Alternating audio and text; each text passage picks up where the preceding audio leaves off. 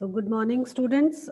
Today we will do next portion of chapter टोपी Shukla, page number 35।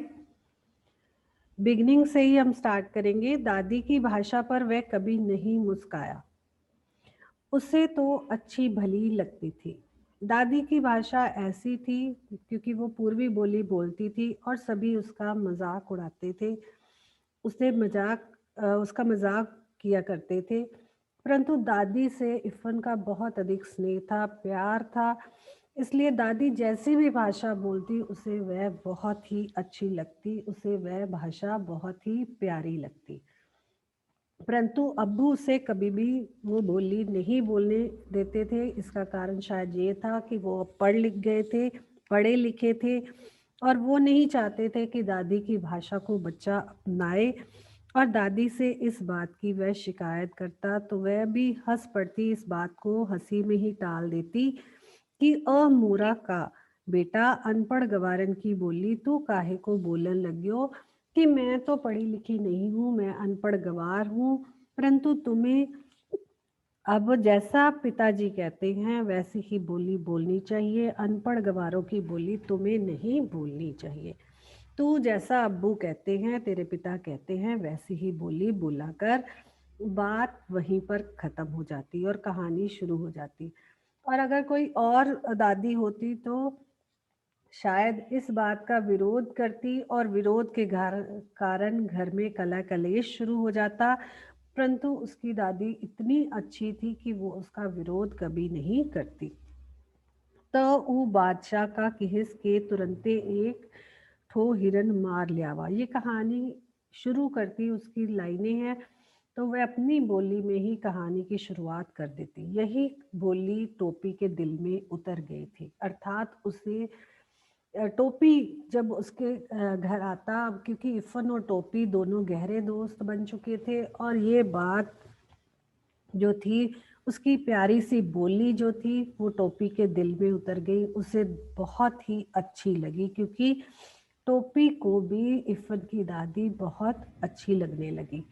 धीरे धीरे मित्रता बढ़ने लगी और टोपी इफ़न के घर आने जाने लगा। दादी से उसका स्नेह का नाता दिन प्रतिदिन और बढ़ता गया, उनकी दोस्ती और गहरी होती गई। चाहे दोनों में उम्र का अंतराल था, परंतु टोपी अपने दिल की बात जो था वो इफ़न की दादी से कर लेता था और दादी से वह बहुत अधिक स्नेह करने लग गया था। इफ़न की दादी उसे अपनी माँ की पार्टी की दिखाई दी। माँ की पार्टी की दिखाई दी, वो क्यों कहता है? क्योंकि जो दादी जैसी भाषा बोलती थी वैसी ही बोली उसकी माँ भी बोला करती थी। अपनी दादी से उसे नफ़रत थी, नफ़रत। वह अपनी दादी से ज़्यादा स्नेह नहीं करता था, उससे नफ़रत करता था। जाने कैसी भाषा बोलती थी, उसे नहीं पता कि वह कैसी भाषा बोलती थी, उसे समझ ही नहीं आता था। इफ़न के अब्बू और उसकी भाषा एक थी। इफ़न के अब्बू जैसे बोला करते थे वैसी ही भाषा वह भी बोला करती थी। तो उसे मतलब यहाँ पर भाषाओं में बदलाव के कारण या भाषाओं में अंतर होने के कारण किस तरह किसी भाषा में मिठास है, और कहने का भाव कि जैसे इफ़न के अब्बू कड़क कर बोलते थे वह भी बोला करती थी। वह इफ़न के घर जाता तो उसे दादी के पास ही बैठने की कोशिश करता। जब भी इफ़न जो है वो इफ़न के घर जाता टोपी, तो वह दादी के पास बैठता, उसके घर वालों के पास बैठने की कोशिश ना करता, अम्मी बाजी से वह बात करने की भी कोशिश ना करता। दोनों अलबत्ता अलबत्ता मीन्स बल्कि वे उसका मजाक उड़ाती, और दादी भी उसको कह देती, जब बात बढ़ने लगती तो दादी बीच में आकर बीच बचाव कर देती और कहने लगती कि तू उनके पास जाता ही क्यों है? अगर वो तुम्हारा मजाक उड़ाती हैं तो क्या तू मार खाने के लिए जाता है? तो तुम्हें वहां नहीं जाना चाहिए, इधर आजा, तू मेरे पास ही आकर बैठा कर, वह डांट कर कहती। परंतु हर शब्द शक्कर का खिलौना बन जाता। शक्कर का खिलौना से क्या भाव है? जैसे कि आपने चीनी के बने हुए बताशे खाए होंगे, दिवाली के दिनों में चीनी के बने हुए खिलौने बाजारों में बिकते हैं, अक्सर दिवाली के दिनों में ही बाजार में आते हैं। तो जब हम उन्हें खाते हैं तो मुँह में लगता है मिठास ही घुल गई हो, तो दादी का हर शब्द जो है उसे शक्कर का खिलौना लगने लगता। आपने भी दिवाली के दिनों में ये ऐसे मीठे-मीठे खिलौने खाए होंगे, उसी शेप में बने होते हैं, तो अमावट बन जाता। अमावट किसे कहा गया है? अमावट आम पापड़ को कहा गया है। जैसे कि आम का गुद्दा निकाल कर कुछ परतें जमा दी जाती हैं और वह आम पापड़ सा बन जाता है, और जिसे कि बच्चे या बड़े भी बहुत ही चाव से खाते हैं, बहुत ही मीठापन होता है, उस खाना अच्छा लगता है। तो अगर यहाँ पर अमावट का अर्थ दिया है पके आम के रस को सुखाकर बनाई गई मोटी परत। तो अगर इसका अर्थ आप आम पापड़ भी लिख देते हो तो भी ठीक माना जाएगा। और तिलवा बन जाता, जैसे कि आजकल सर्दियों के दिन हैं और लोहड़ी जो है वो आने ही वाली है, और तिल के बने हुए की गच्चक, तिल के बने हुए लड्डू बाज़ारों में खूब बिक रहे हैं। तिलवा मतलब तिल के लड्डुओं को कहा जाता है, और वो भी खाने में बहुत ही मीठे लगते हैं, बहुत ही अच्छे लगते हैं, स्वादिष्ट लगते हैं।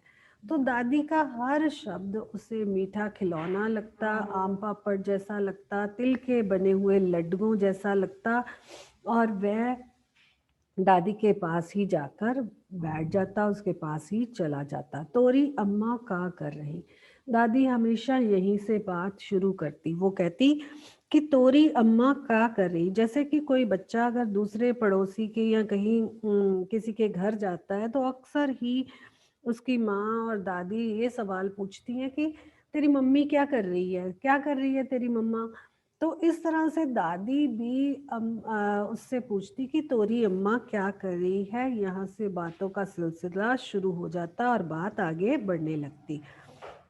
वह चकरा जाता कि अम्मा क्या होता है। अम्मा शब्द सुनकर वह चकरा जाता, वह उसे बहुत ही अजीब लगता कि अम्मा तो हमारे घर में कोई है ही नहीं, क्योंकि छोटा बच्चा था, और इस बात पर वह अचंभित हो जाता, इस बात पर वह हैरान सा रह जाता कि ऐसा शब्द तो उसने अपने घर में कभी भी सुना नहीं था। तो मतलब फिर वो अंदाज़ा लगा लेता है कि अम्मा जो है वो माताजी की बात ही कर रहे हैं, माँ को ही कहा जाता है, तो उसे वह पता लग जाता, उसे समझ आ जाता। ये शब्द उसे अच्छा लगा।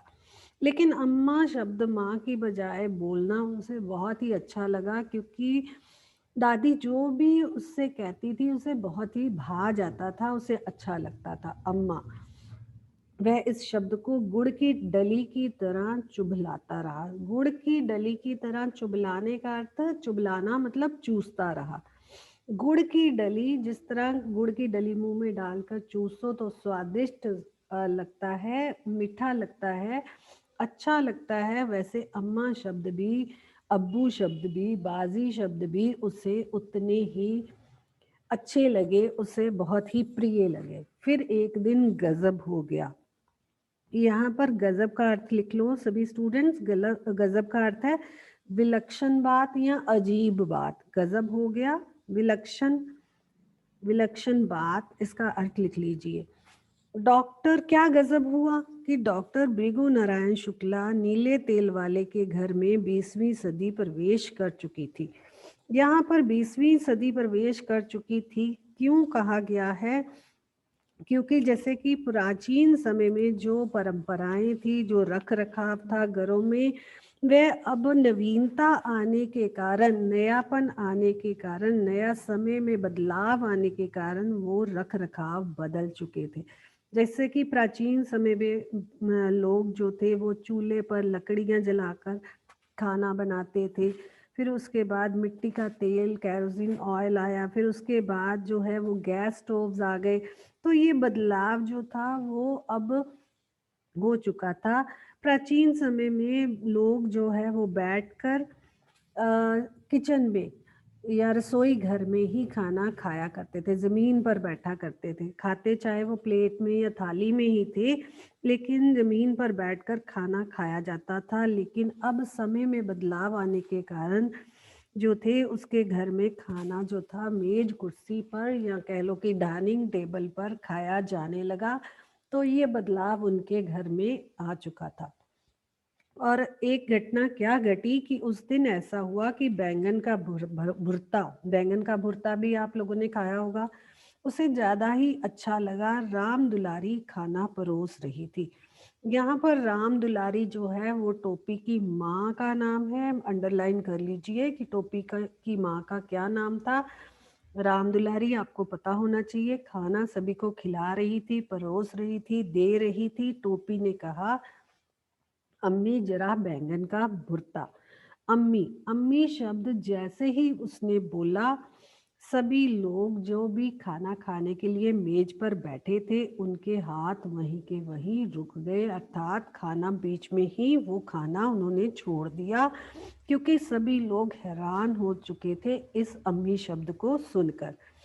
जितनी आंखें थी वह टोपी के चेहरे पर जम गई। सभी लोग टोपी को देखने लगे, उसके चेहरे को देखने लगे कि ये अम्मी शब्द इसने सीखा तो सीखा कहाँ से, क्योंकि उनके घर में तो ऐसी शब्द कभी इस्तेमाल में नहीं हुए। यहाँ से पता चलता है कि आपने देखा होगा, जब कभी कोई बच्चे नया शब्द बाहर से सीख कर आते हैं, घर में आकर जब वो उसे बोलते हैं, प्रोनाउंसिएट करते हैं, तो घर वाले भी उससे पूछते हैं कि ये शब्द तो कहाँ से सीख के आता है, कहाँ से सीखे तुमने ये शब्द। तो इस तरह से सभी लोग उसके चेहरे पर देखने लगे कि ये शब्द ये कहाँ से सीख कर आया है। अम्मी ये शब्द इस घर में कैसे आया। अम्मी परंपराओं की दीवार डोलने लगी। परंपराओं की दीवार डोलने लगी का यहाँ पर अर्थ क्या होगा कि जिस जो रीति रिवाज, जो परंपराएं, जो संस्कृति उनके घर में थी, उसके अनुसार ऐसे उर्दू के भाषा के शब्द कभी भी उनके घर में नहीं बोले गए थे। अम्मी जो शब्द का इस्तेमाल कभी भी नहीं हुआ था, और आज ये शब्द उसने इस्तेमाल किया था। ये लफ्ज तुमने कहाँ सीखा, सुभद्रा देवी ने सवाल किया। यहाँ पर सुभद्रा देवी टोपी की दादी को कहा गया है और उसने उससे पूछा कि ये लफ्ज तुमने कहाँ से सीखा है। दादी भी क्रोधित भाव से बोली। तो पेज नंबर 35 पर जो डिफिकल्ट वर्ड्स आए हैं, कठिन शब्द आए हैं, वो आप नोट कर लो अच्छे से। यहाँ पर राम दुलारी जो है वो टोपी की माँ है और सुभद्रा देवी टोपी की दादी को कहा गया है। गजब का अर्थ है विलक्षण बात, और अमावट का अर्थ है आम के रस से बनी हुई सुखाकर बनाएगी परतें या आम पापड़। तिलवा का अर्थ है तिल का लड्डू। नेक्स्ट, और नीचे जो वर्ड्स दिए गए हैं 20 से लेकर 23 तक शब्दों के अर्थ और बताए गए हैं, वो भी आप नोट कर लीजिए। Now we are moving ahead to the page number 36। लफ्ज टोपी ने आंखें नचाई। आंखें नचाई कि आंखों के इशारों से वह पूछने लगा अपनी माँ से कि माँ ये लफ्ज क्या होता है। ऐसा कह के इसका अर्थ उसने, लफ्ज का अर्थ उसे पता था, लेकिन उसने लफ्ज जो था वो लफ्ज किसे कहते हैं, शब्द को कहते हैं। उसने अपनी माँ से इसका अर्थ क्यों पूछा, क्योंकि वो बात का मुद्दा बदलने चाहता था। कुछ चतुराई बच्चों को अपने आप ही आ जाती है, तो वो नहीं चाहता था कि अब ये बात जो अम्मी शब्द के लिए सब अचंभित हुए, ये बात अब और आगे बढ़े, तो उसने बीच में ही कोई और बात शुरू कर दी। क्योंकि बच्चे भी अक्सर ऐसा ही किया करते हैं कि वे बीच में कोई जब उन्हें पता लग जाए कि अब लड़ाई झगड़ा बढ़ने वाला है या डांट और अधिक पड़ने वाली है, तो वो बात का मुद्दा बदलने की कोशिश करते हैं। तो शायद टोपी ने भी ऐसा ही कहा और किया कि उसने अपनी माँ से बीच में ही टोक कर पूछा कि माँ ये लफ्ज़ क्या होता है, ये अम्मी कहना तुमको किसने सिखाया। लेकिन दादी जो थी वो अब बात का मुद्दा पलटना नहीं चाहती थी। वो उस बात को अच्छे से उसे पूछना चाहती थी कि बच्चा ये शब्द कहाँ से सीख कर आया है। ई हम इफ़न से सीखा है। उसने कहा कि मैंने ये इफ़न से सीखा है। उसका पूरा नाम क्या है। ई हम ना जानते, वह अपनी ही भाषा में बोला कि मुझे नहीं पता उसका पूरा नाम क्या है। ते कौन मियाँ के लड़का से दोस्ती कर लियो बायकारे। तो वह बोली कि तुमने कौन से मियाँ के लड़के से, किस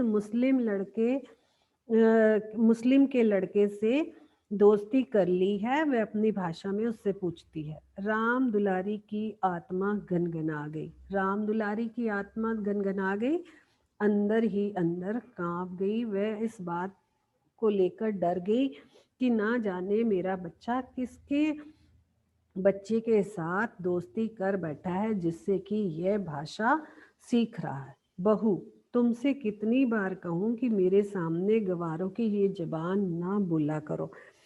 अब बीच में ही बात में राम दुलारी और सुभद्रा देवी अर्थात सास और बहू में बहस होने लगी।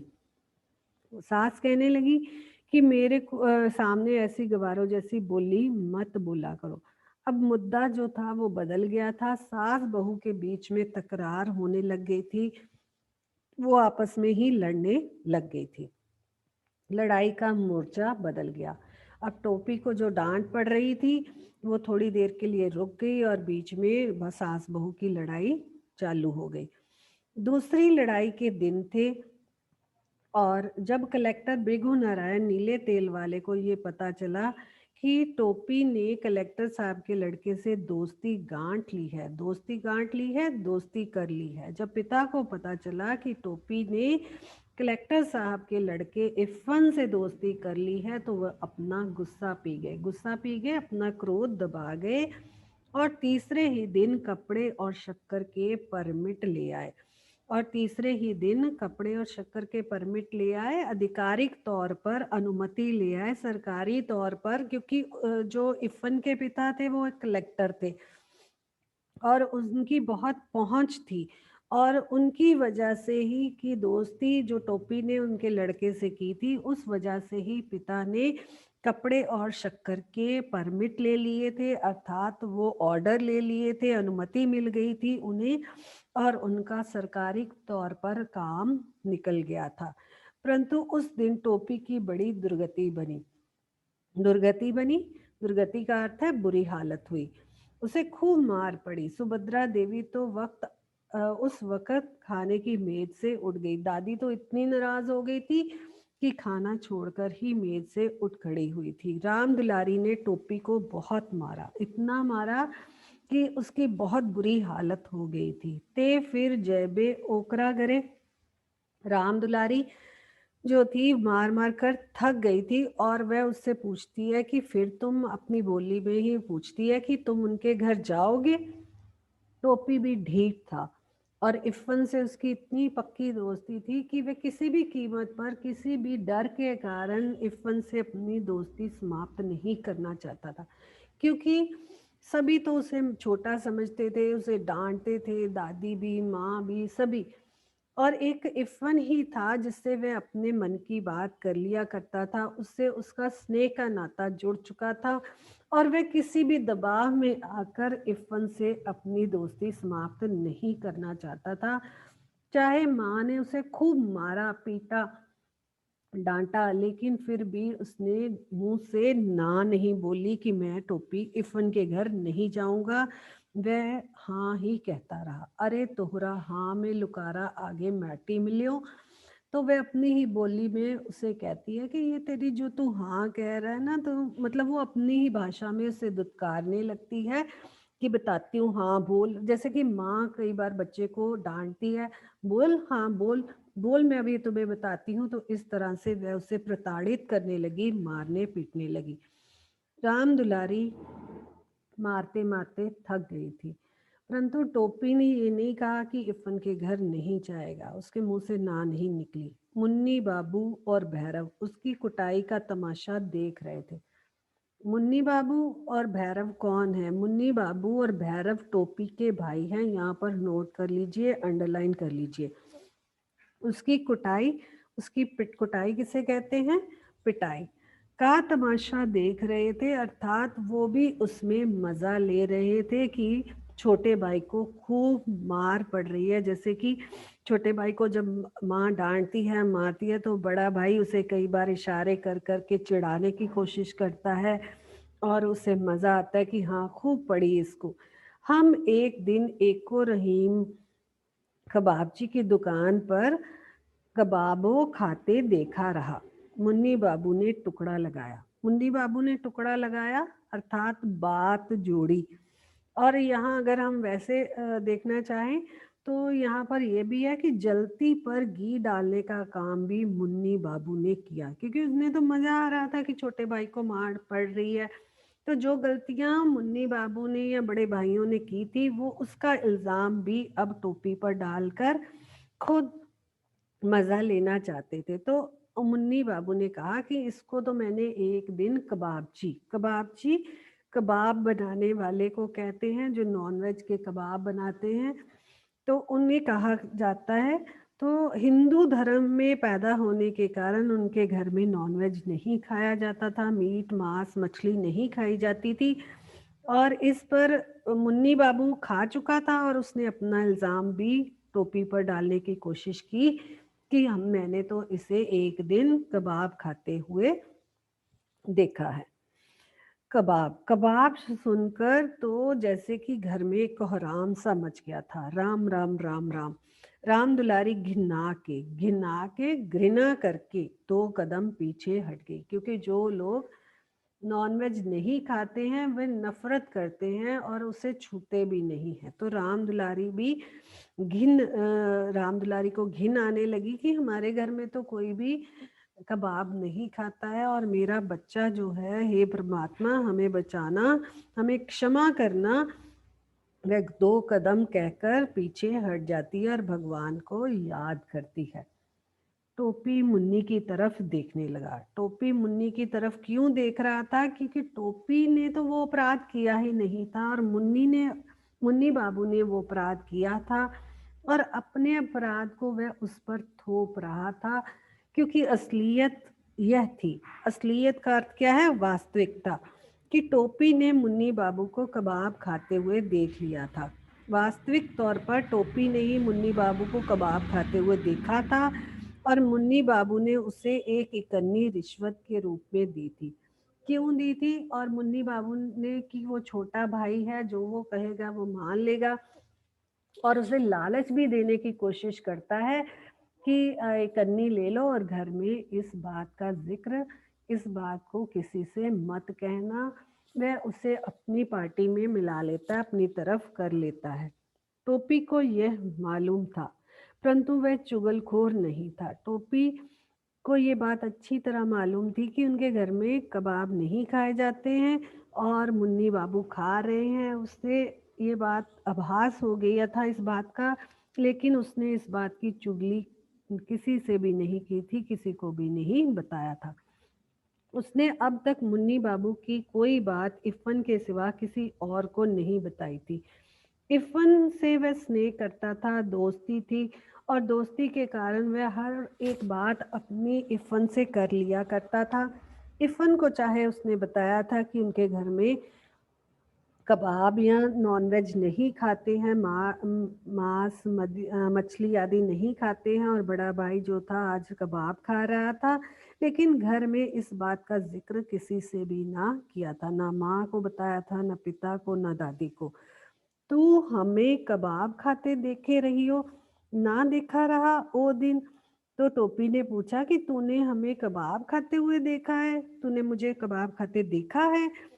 फिर मुन्नी बाबू अपनी बात को जताने लगा, उस पर जोर देने लगा कि मैंने नहीं देखा उस दिन।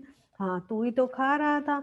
अर्थात मुन्नी बाबू अपनी बात पर इसलिए बल दे रहा था कि ये सारा इल्ज़ाम जो है वो टोपी पर लग जाए और वह उससे अलग हो जाए। तो तुम उस दिन क्यों नहीं बताया? सुभद्रा देवी ने सवाल किया। सुभद्रा देवी ने पूछा कि अगर तूने ये उस दिन खा ही रहा था तो तूने उस दिन ये बात घर पर आकर क्यों नहीं बताई? We are moving ahead to the page number 38।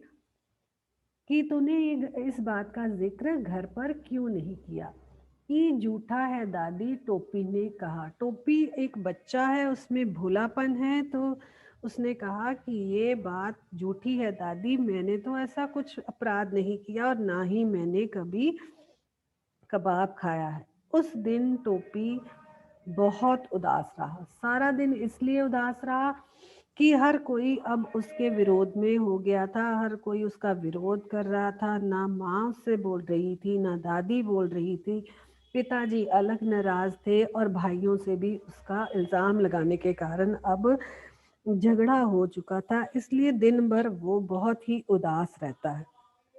वह अभी इतना बड़ा नहीं हुआ कि झूठ और सच के किस्से में पड़ता, और सच्ची बात तो यह है कि वह इतना बड़ा कभी नहीं हो सका। उसमें एक भोलापन है, और झूठ और सच का फ़रेब क्या है, किससे क्या है, कौन-सी बात सच्ची है, किसे झूठ कहते हैं, झूठ और सच तो उसे पता ही नहीं था।